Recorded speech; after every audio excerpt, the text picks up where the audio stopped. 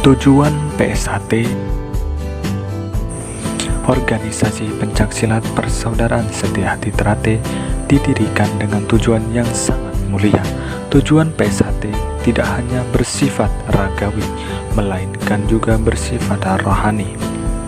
Tujuan Persaudaraan Setia Hati Ternate adalah membentuk manusia berbudi pekerti luhur, tahu benar dan salah, serta ikut memayu hayuning bawono. Setiap anggota PSHT dididik dan diajarkan perilaku berbudi luhur, beriman, bertakwa kepada Tuhan Yang Maha Esa dalam jalinan persaudaraan kekal abadi. Melalui pelajaran bela diri pencaksilat yang di dalamnya terkandung unsur-unsur olahraga dan seni bela diri yang merupakan warisan para leluhur, merupakan seni budaya bangsa Indonesia yang perlu dilestarikan dan dikembangkan.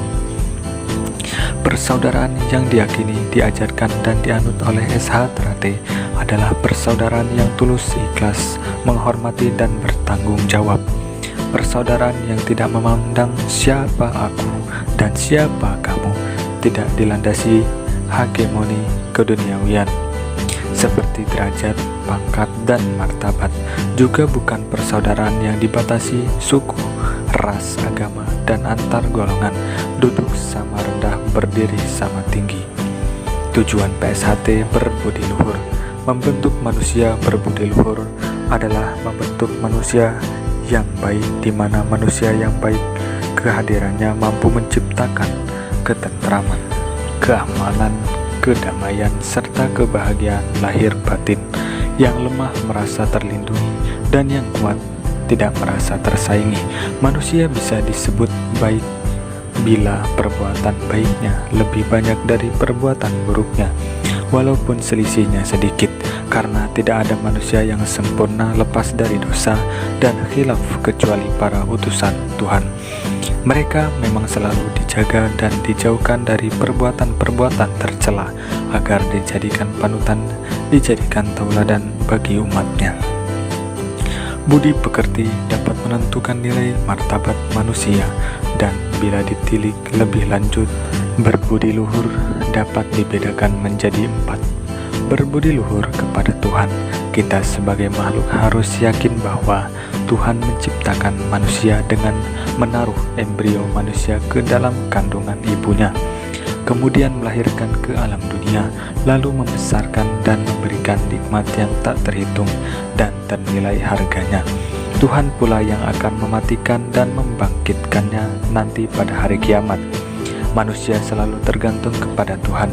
Sebagai contoh-contoh kecil adalah ketidakmampuan manusia membuat setetes darah, apalagi banyak. Ketidakberdayaan manusia menumbuhkan sel-sel daun pada satu pohon, apalagi semua pohon. Ketidaktahuan pada bahan bakar matahari, apalagi menyediakannya. Ilmu-ilmu jin dan manusia kalau digabungkan tak akan lebih dari setetes air di samudera luas jika dibandingkan ilmu Tuhan. Maka jikalau manusia mau berpikir sejenak, pastilah ia merasa terpaksa atau sukarela untuk berterima kasih kepada Tuhan. Ungkapan terima kasih kepada Tuhan bukan sekedar percaya kepadanya. Bila manusia sekedar percaya tetapi tidak taat, maka iblis akan lebih baik. Tentu saja iblis lebih baik. Iblis lebih percaya kepada Tuhan daripada manusia, karena iblis pernah berdialog langsung dengan Tuhan, tetapi tetap durhaka. Ungkapan terima kasih kepada Tuhan harus dinyatakan dengan perbuatan, yaitu dengan memenuhi hak-hak Tuhan, supaya Tuhan juga memenuhi hak-hak hambanya. Setiap anggota PSHT diharapkan dan dianjurkan untuk taat kepada perintah-perintah Tuhan dan menjauhi larangan-larangan Tuhan sesuai dengan ajaran agama dan kepercayaannya masing-masing. Berbudi luhur kepada orang tua dan guru. Walaupun yang menciptakan manusia itu Tuhan, sedangkan ibu hanya mampu mengandung saja, karena bila sudah tiba saat melahirkan, maka ia tak akan mampu menahannya. Atau walaupun seorang ibu sudah ingin melahirkan, tetapi kalau Tuhan belum menghendaki, maka ia juga tak akan sanggup mengeluarkan bayinya.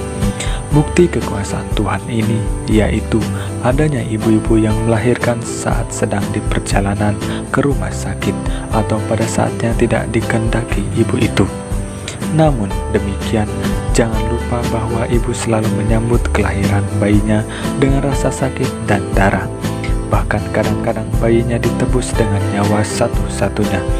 Setelah lahir di dunia, seorang ibu dengan ikhlas merawat dan membesarkan anaknya dengan penuh kasih sayang dan perjuangan.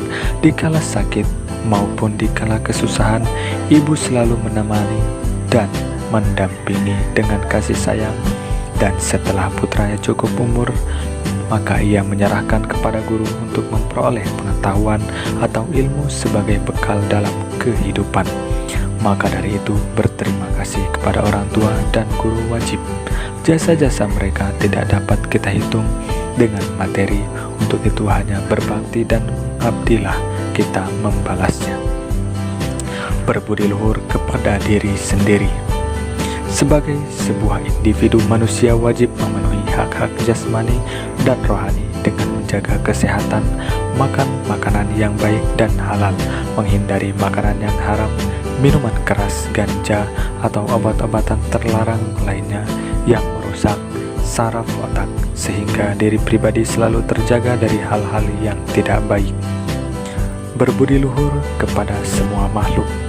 Manusia adalah makhluk sosial, satu sama lain saling membutuhkan. Yang kaya membutuhkan tenaga yang miskin, dan yang miskin memerlukan bantuan yang kaya. Yang pandai memerlukan yang bodoh, dan juga sebaliknya. Hal ini juga berlaku antar bangsa. Manusia tidak dapat hidup sendiri tanpa adanya bantuan orang lain. Perbuatan baik dan buruk merupakan pantulan dari sifat seseorang. Maka orang yang bijaksana tidak akan merendahkan dirinya sendiri dengan menghina orang lain. Orang bijaksana selalu menjaga martabat dan kehormatannya dengan menyantuni orang lain, terutama yang lemah. Maka, kalaupun harus terjadi tindak kekerasan tidak dapat dihindari, haruslah disadari bahwa pendekar sejati tidak akan berangan-angan untuk menciderai tubuh maupun hati lawan. Kekerasan tadi hanyalah sekedar untuk memberi peringatan saja agar memiliki kesempatan bertaubat. Dan walaupun Tuhan mengizinkan membalas perbuatan yang jahat dengan kejahatan yang seimbang, namun Tuhan juga menawarkan alternatif lain yang lebih baik, yaitu memaafkan, karena memaafkan itu lebih mendekatkan kepada takwa.